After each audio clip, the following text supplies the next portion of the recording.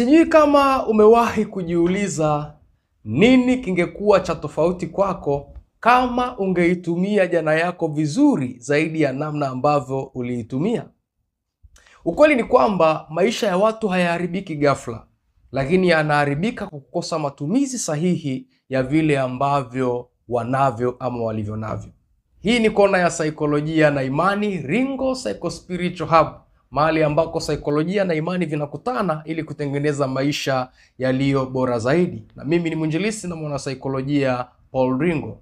Leo tunataka tupate nafasi ya kujifunza mambo matano ya kuyatumia kwa hekima sana kabla hujachelewa au kabla hayajaisha. Kwa nini? Kwa sababu mambo haya huwa yana tabia ya kuisha.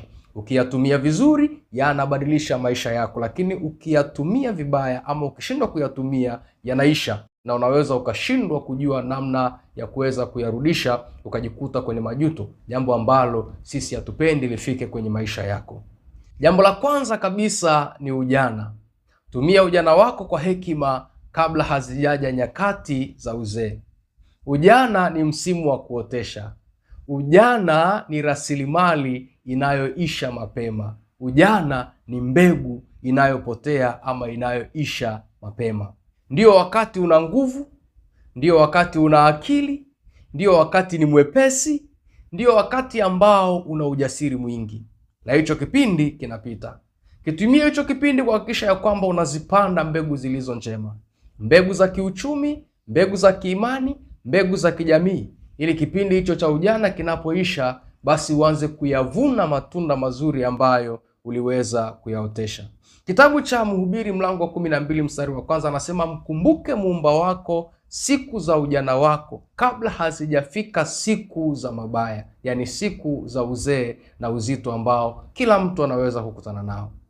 Kuna makosa makubwa sana ambayo vijana wengi huwa wanayafikiri ya kwamba watabakia kuwa vijana daima. Kumbe hapana. Ujana ule unapita kwa kasi na unaondoka kwa kasi, na baadaye unaweza ukaujutia. Jambo la pili ni afya. Tumia afya yako kwa hekima kabla hazijaja nyakati za udhaifu.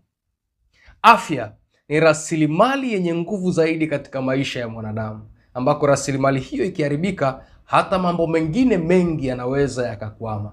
Kama unasoma, afya ikivurugika, unaweza ukashindwa kuendelea na elimu. Kama ni mfanyabiashara, afya ikiharibika, unaweza ukashindwa kuendelea na biashara. Kama ni mwajiriwa, afya ikiharibika, unaweza ukashindwa kwenda kwenye ajira yako. Kwa ni rasilimali ambayo huwa inagusa nyanja nyingi sana kwenye maisha yetu. Rasilimali ya afya tunapaswa kuitumia kwa makini, lakini kuhakikisha kwamba tunaitunza ili iweze kuleta matokeo baadaye. Hakikisha unapata muda wa kupumzika, hakikisha unakula vizuri. Kila unachokifanya kifanye ukiwa unailinda afya yako, jambo ambalo watu wengi huwa hawafanyi. Lakini pia unapopata nafasi ya kuwa na afya, hakikisha unaitumia afya ile vizuri. Kuna watu wanatamani wapate nguvu za kukimbia kama ulizonazo. Kuna watu wanatamani wapate uwezo tena wa kwenda kazini. Kuna watu wanatamani wapate nguvu ulizonazo, lakini hawana tena kwa sababu wameshaingia kwenye kipindi cha udhaifu. Ila unapopata nafasi ya kuwa na afya, hakikisha ya kwamba unaitumia afya yako katika kutenda mambo mazuri, ili hata ikitokea ghafla afya yako imeshuka, basi unakuta tayari kuna namna ambavyo ulishazipanda mbegu zilizo njema. Afya lazima ishuke. Isiposhuka kwa magonjwa, itashuka kwa kuchoka. Isiposhuka kwa kuchoka, itashuka kwa uzee. Umri unapoenda, kama tulivyotangulia kusema, nguvu zako zitashuka, afya yako itashuka. Kwa wakati una afya, hakikisha kwamba unaitumia vizuri kwa namna ambayo itakapofika mahali pa kuanza kushuka, utakuwa tayari umeshajitengenezea mazingira ambayo ni mazuri. Jambo la tatu ni fursa. Tumia fursa zote unazozipata kwa hekima kabla hazijaja nyakati za mkwamo. Tumia fursa zote unazozipata kwa hekima kabla hazijaja nyakati za mkwamo. Mkwamo hauji ghafla tu. Mkwamo unatokana na kushindwa kuzitumia fursa vizuri au kuziacha fursa zikaenda. Biblia inazungumza kwenye kitabu cha Ufunuo mlango wa 3 mstari wa 8. Biblia inasema, nimekupa mlango ulio wazi, wala hakuna awezaye kuufunga. Kuna wakati Mungu anaweza akakufungulia mlango wa fursa nyingi, lakini huwa hakulazimishi kuingia kwenye zile fursa.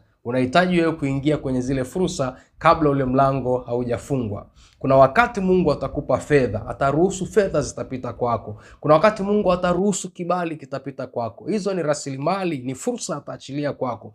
Kuna wakati Mungu ataruhusu watu watapita kwako, watakuwa kwako watu wenye nguvu, wenye hekima. Kuna wakati Mungu ataruhusu muda, utakuwa unapata muda. Kuna wakati Mungu ataruhusu mazingira fulani uweze kuyapata, uweze kukufikia. Anaporuhusu vile, ni kama msimu fulani anaachilia kwako, natamani uutumie sawasawa, kwa sababu kuna nyakati zinakuja hao watu utawapata tena, hizo fursa zote utaziona tena, pengine hata hizo fedha unaweza usizione tena, kiwango ambacho ukaanza kujuta, ukasema ningelijua wakati ule ningemtumia fulani vizuri, ningelijua wakati ule ningezitumia fedha zangu kufanya jambo fulani, leo ningeweza kuwa na matokeo mazuri. Tunasemaje? Mungu anapokufungulia fursa, anapokupa mlango mkubwa wa fursa, zitumie vizuri zile fursa anazokupa. Usikubali hata moja ikadondoka ama ikaharibika, ili baadaye uweze kuvuna itakapofika mahali ile milango imejifunga. Jambo la 4 ni muda. Muda. Tumia muda kwa hekima kabla hazijafika nyakati utakazokosa muda. Muda ni rasilimali ambayo ikipita imepita. Sekunde moja kwenye maisha yako ikipita imepita. Dakika moja kwenye maisha yako ikipita imepita. Hakuna namna unaweza kuirudia au kuirejesha tena. Ikitoka imetoka. Kuna wakati utapata muda wa kufanya vitu fulani, lakini kuna wakati utaukumbuka huo muda kama ukishindwa kuutumia sawa sawa.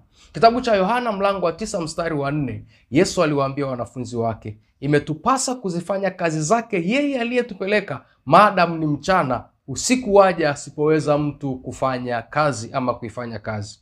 Yesu alitaka kuambia wanafunzi wake kwamba imetubidi sana kupambana wakati huu tuna muda, kwa sababu kuna nyakati zinakuja tutakosa muda wa kuweza kuyafanya haya. Usiruhusu dakika hata moja kwako ikapotea. Usiruhusu hata sekunde ikapotea bila kutengeneza manufaa kwenye maisha yako. Kila muda unaokuja kwenye maisha yako upe thamani. Unapata muda, jifunze. Unapata muda, tengeneza ubora wako. Unapata muda, tenda matendo mema. Unapata muda, otesha mbegu ambazo baadaye utakuja kuzivuna, kwa sababu kuna nyakati zinakuja utaukosa muda wa kuyafanya hayo yote ambayo pengine ulipaswa kuyafanya, na ukajuta ukasema, laiti ningejua wakati ule na muda ningeweza kuyafanya mambo kadhaa, na baadaye ningeweza kuja kupata matokeo ambayo ni mazuri. Jambo la 5 ni uhai. Tumia uhai kwa hekima kabla mauti haijaja. Tumia uhai kwa hekima kabla mauti haijaja. Kitabu cha Zaburi ya 90 mstari wa 12, mtumishi wa Mungu Daudi anasema, basi utujulishe kuzihesabu siku zetu, tujipatie moyo wa hekima. Na huko baadaye utaona anaeleza kwamba siku za maisha yetu zinachipuka kama maua, baadaye zinakauka. Daudi anataka kuonyesha ya kwamba hatuishi milele. Kuna nyakati tu fulani tunaweza kupata uhai na maisha haya yataisha. Hakuna mwanadamu atakayeishi milele. Ukijua ya kwamba maisha yanapita, basi pale ambako una nafasi ya uhai, hakikisha ya kwamba unautumia uhai wako vizuri kwa hekima, ili iweze kukuletea matokeo ya hapa, lakini matokeo kwa vizazi vinavyokuja nyuma yako, lakini pia matokeo mazuri katika ufalme wa Mungu ambao wengi tunauendea. Hakikisha ya kwamba unaishi maisha yenye kusudi. Usiwe mzururaji duniani.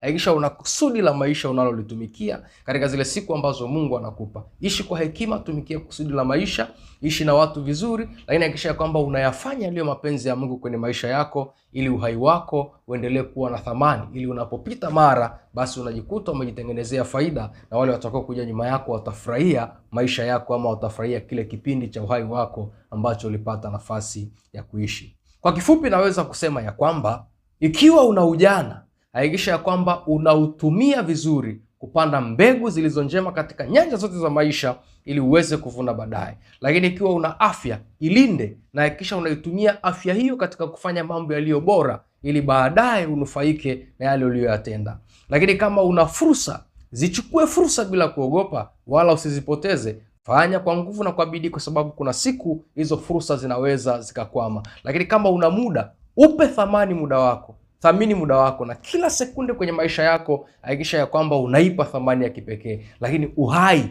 kama una uhai, hakikisha ya kwamba unaishi maisha yenye kusudi na kuyafahamu mapenzi ya Mungu juu ya maisha yako. Kwa kuyafanya hayo mambo 5, utajikuta unatengeneza thamani kubwa sana ya maisha yako, na wakati wote utakuwa ukiyafurahia na kuyaona mafanikio yakiambatana na wewe katika njia zako.